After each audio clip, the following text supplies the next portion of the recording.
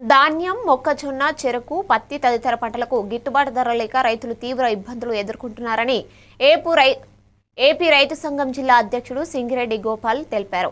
Green field highway, భూ నిర్వాసిత రైతుల సమస్యలు, సాగునీటి ప్రాజెక్టుల పరిష్కారం లేవని ఆయన పేర్కొన్నారు. భూముల సర్వేలలో రెవెన్యూ యంత్రాంగం చేసిన తప్పుల వల్ల రైతులు రికార్డుల్లో ఇబ్బందులు పడుతున్నారని అన్నారు. నవంబర్ 9న ఎస్కోటలో జరిగే జిల్లా మహాసభలో అన్ని సమస్యలపై చర్చించి భవిష్యత్తు ఉద్యమాలపై నిర్ణయం తీసుకుంటామని తెలిపారు.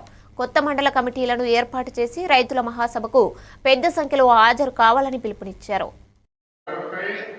ఆంధ్రప్రదేశ్ రైతు సంఘం మండల మహాసభ ఈరోజు జరిగింది ఒబ్బుల్లో. ఈ మహాసభ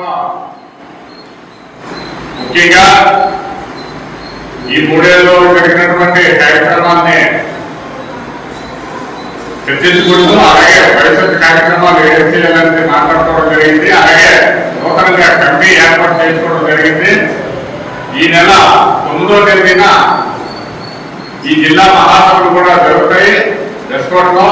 ఈ జిల్లా మహాసభని యావత్ రైతాంగం అంతా కూడా దీపం చేయాలని ఈ సందర్భంగా పోస్టర్ ఆవిష్కరణ అనేది జరుగుతుంది.